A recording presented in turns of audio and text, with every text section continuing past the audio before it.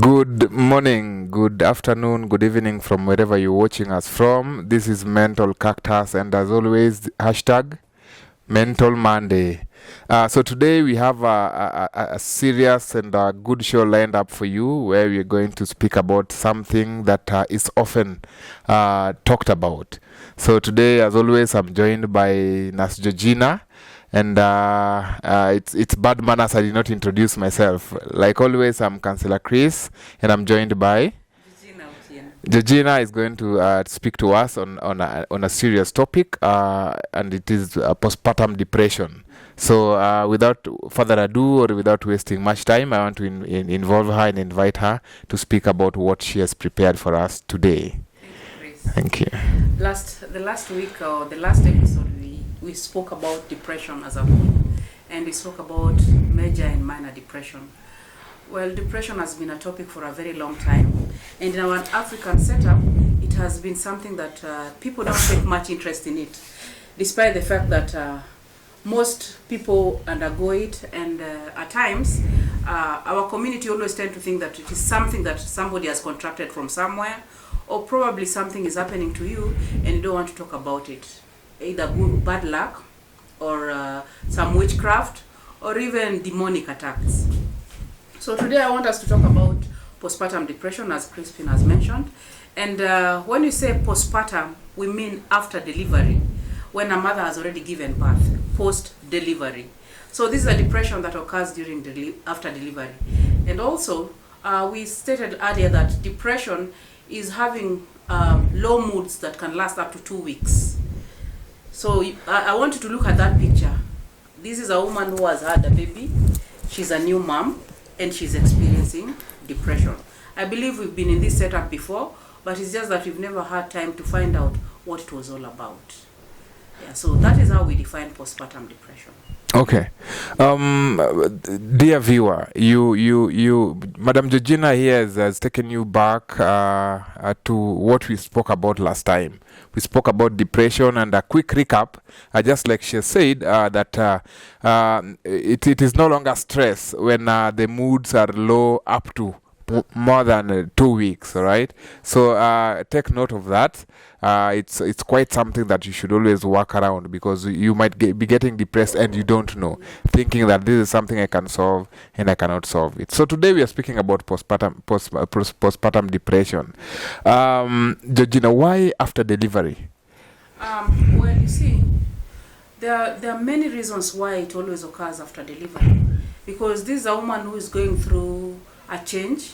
Normally when a pregnancy comes in, there's definitely some changes that will have to take place, be it physiological, be it psychological, meaning your mind has to be prepared, your body has to be prepared for the pregnancy.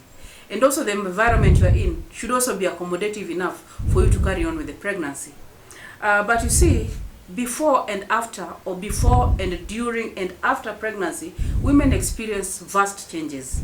And this includes how they are in their own environment, their age, their genetic factors, and also how they perceive the pregnancy.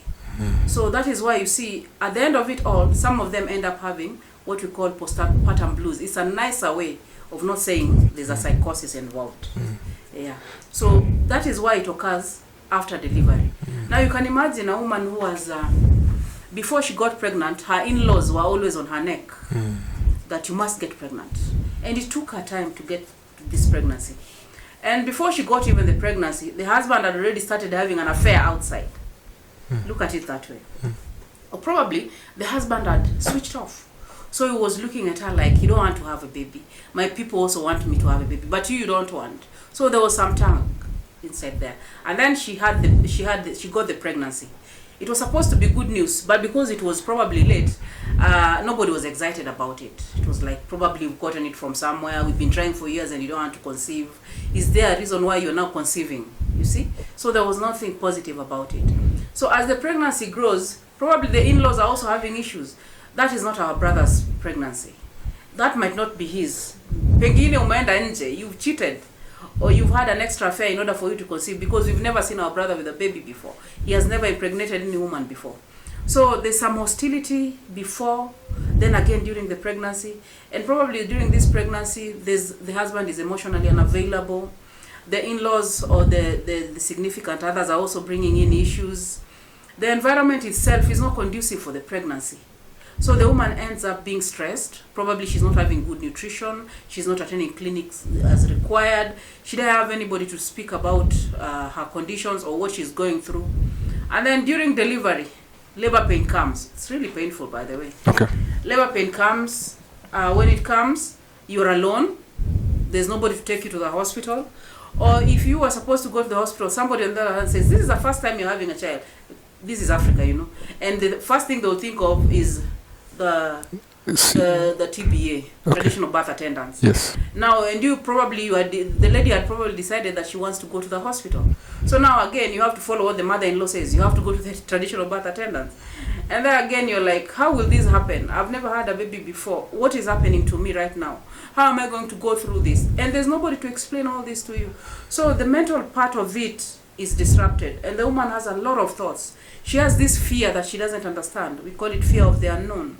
She's anxious. So every time she's going through all this, she's mentally disturbed. She doesn't even know what she'll do next.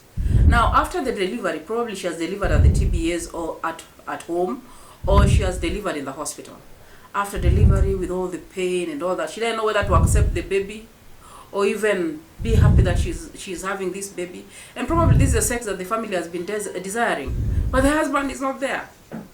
Her in-laws are here just to confirm whether she's had the baby boy or the baby girl. So there's no that closure. There's no that support that is required during these times when this woman is having the baby. So some of these things can actually cause the condition. Okay. So these are things that in this case ladies, women pile up all through the 9 months of pregnancy. So these are issues that have been happening during that particular time. Now they are coming to manifest after the child is here with us. Now how would so we've gone through the journey until the mother has delivered. So let us speak about 4 weeks post-delivery. How would one know that they are having postpartum depression? Just like we spoke about depression, you find that the mother has low moods, doesn't want to carry the baby or breastfeed.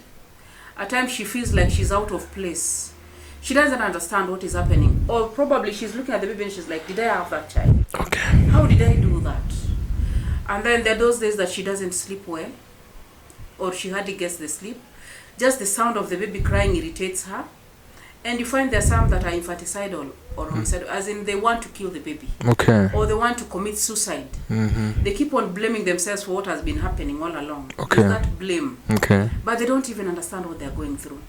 And you find that some of these things that I've mentioned happened concurrently. Not one misses. They just happen concurrently.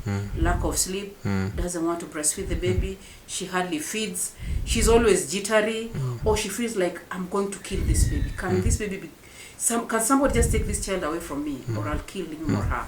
Yeah, so those are the symptoms normally that this lady could be suffering from postpartum depression. At times she feels inadequate. Okay. I cannot be a mother to this child. She just feels there's this low self-esteem as she blames herself. Yeah. It's quite unfortunate that it happens. Now, how is this corrected? How do we even correct this? Well, you see, if I may go back to some of the causes, we have conditions that come due to genetic or bloodlines. Okay. Like we women, if we have some conditions, we always have to look at our maternal side, mostly. Because probably my mother had it, now it is presenting today. Okay. Or the environment that I was in is what is causing this, like the family as an example I'd given earlier. The environment itself, or probably the thought of having a baby. Okay? So if this lady has to handle this thing all together, then someone has to notice. Okay. But most of the time you'll realize that it is the family that notices, because they bring the baby to the woman and she's not breastfeeding the child. Or some of them just start saying, "Leo sina maziwa," and the moods are so low, like she doesn't want to be around people. So when you tend to notice that, then you realize, Something is happening. Thank you. It is not an event. It is a process. Yes. It is something that builds up over time. Yeah. What advice would you give to men? Well, men should actually play this role. Let us begin from from the inception of pregnancy. Yeah, what advice would you give them? Yeah. The reason why men are important in this thing, Okay. in as much as it is always the woman who undergoes all this, Okay. men should also be a part of it, because you see, there's a lot of hormonal issues. It's like a roller coaster in life. Yeah, you have these hormonal problems, you have eating problems. At times, you don't even know whether your baby is developing or whether you're going to have a baby in the first place. So when your spouse is there and this person gives you the comfort, always reassures you are in this journey together. I think that is why even our government opted that men should always accompany their wives to the clinic. To the clinic, so that they can find out the progress of the baby. Okay. And also get to know what the wife is experiencing. Because there's some things that might be happening and the woman is not seeing. But if her spouse is with her, he can always mention them. And the doctor or the nurse can be able to assist. Yeah, like we have even women with cravings. There was a story I once had when in the 90s, was it 90s or early 2000s, when Munene Nyaga was the lecturer at USIU, Munene Nyaga. This one was a presenter. Okay. A radio presenter. He is still a presenter. Oh, he's still one. Okay, so there was this guy who was complaining that his wife has weird cravings in the middle of the night. And this woman would actually ask her husband to go get her some hot dogs or drums at night. And she had this specific place that she wanted these things to be bought from. Okay. So the man realized that is just wasting his money. He doesn't feel like they should have another baby, because he was not understanding what the woman was going through. Though some women exaggerate, let's be sincere. That those ones just want to waste you. But this one specifically had issues. But you see, if this man knew that there are some things that are called pica, or some desires that a woman has that are beyond food, then he would have understood why the wife always demanded for such. Okay. Yeah, and the reason why he could not understand is because he never got the kind of education that was required through the antenatal visits. So that is why it is recommended that it is always good for a man to accompany his woman when she's going for antenatal care. Okay. Yeah. Yes. That is quite informative, what you have given. And I've also learned, just like I told you before we came on set, that I also really wanted to learn. Now, you have taken us very well the journey from when pregnancy, of course, begins. Yeah. What role a man is supposed to be playing in terms of ensuring that there is emotional stability from both ends, the lady and the man. Of course, now postpartum depression will come in when there is a lack of involvement and from the man. And is there a point that it can happen, or the mother can get herself depressed from her own, for lack of a better term, mistakes or negligence? Yeah, there are points where a mother can be depressed. But we won't talk about negligence or mistakes because this is an occurrence. Okay. Nobody determines that I'll be depressed the next time when I do this. You see, I talked about some background history. Yeah. When there's a maternal history of depression, postpartum depression, chances are this lady will get it. Okay. If her whatever it is that she wanted was a little bit high, her expectations were so high, and probably it has not been met. Okay. Like, let's say she wanted a baby boy to retain this man. Women do that. Okay. But she ended up getting a female. She will have an issue.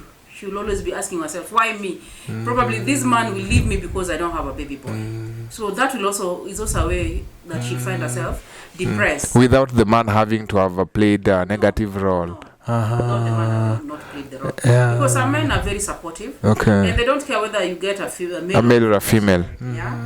But then again, if your spouse is never close and doesn't tell you how he or she feels in this particular relationship that begets a child, then you might never know what the other wants. Okay. Or you might never know if they will be involved in this thing altogether. So is this a matter of doing what you're doing right now, sitting down and talking about and speaking about it? Yeah. Wow, quite an eye opener. quite an eye-opener that to the gentlemen, always play your role when a baby is coming on board. Play your role, ensure that you're attending the clinics, and that is something that men usually overlook. Because yes, men often overlook that issue of accompanying the spouse to the clinic, and it's a crucial thing. I believe you've heard that it's very crucial that you go with your spouses to the clinic, because there are some other things that can be said there that you really need to consume also you. And then to our ladies, the expectations about marriage should be realistic. Yes. The next time we are going to probably talk about the cliche, how goals are supposed to be. In one of the how goals are supposed to be is they're supposed to be they're not supposed to be exaggerated. Yeah. So when you exaggerate those goals, we end up with issues after the delivery. Yeah, that can lead to depression. Exactly. Yeah. Your last words or your parting shots? Well, depression is not something that we can talk of within a short time. It's a discussion that is continuous. And if every one of us can sit down the way we are doing it and talk about it, then it will be easier for others. Yeah. So let us use these particular platforms to get to learn about mental health conditions. And as you can see today, get involved in your mental health. Get involved in your mental health. So if you are involved, if you can know what triggers you, then it will be easier for you to understand how depression comes about. But for those women who have undergone this condition, at times it is good to tell someone what you're going through. If you cannot talk to your spouse, please talk to your mother, your sister, or your closest friend, because I'm very sure that when you had this baby, somebody always came at your place to look after you.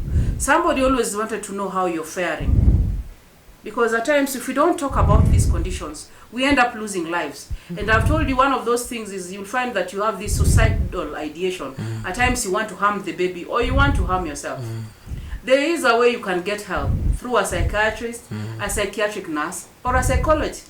Because depression is treatable, it is manageable, and that is when we administer antidepressants. At times, if it is overwhelming, you end up being taken to an infirmary. You end up being taken to a facility whereby people with your condition can be taken care of, and that is a psychiatric unit. So before it escalates to that, please talk to someone. Let somebody know what you're going through, so that you get the assistance as early as possible. Because you see, you have a baby, and that baby also needs somebody to take care of them. Yeah, that is what I have for today. Ladies and gentlemen, you've heard it with your own ears that you are supposed to get involved in your own mental health. Share your issues with somebody that you trust. Share your issues with a professional when you see that it is going overboard, so that your issues can have solutions. There is no issue that we cannot solve. Yeah. There is somebody who is always going to have a solution to your issue. So be in the habit of sitting down with someone and telling them how you feel. It is okay not to be okay. It is okay not to be okay. Thank you. There's no better place to stop it. We are going to stop it at that. I'm looking forward, because this is a conversation that we cannot finish now. Yeah. It is something that we are going to be speaking about every now and then, because every other second there is somebody who is going down because of depression. Yes. Thank you very much. And we are glad you could join us. Don't forget to subscribe to our YouTube channel, and then also comment on what you want us to speak about, and like that particular post, and share this video so that it can reach to somebody who is also having the same issue that we are talking about right now. Thank you very much, and may God bless you. Thank you. Thank you.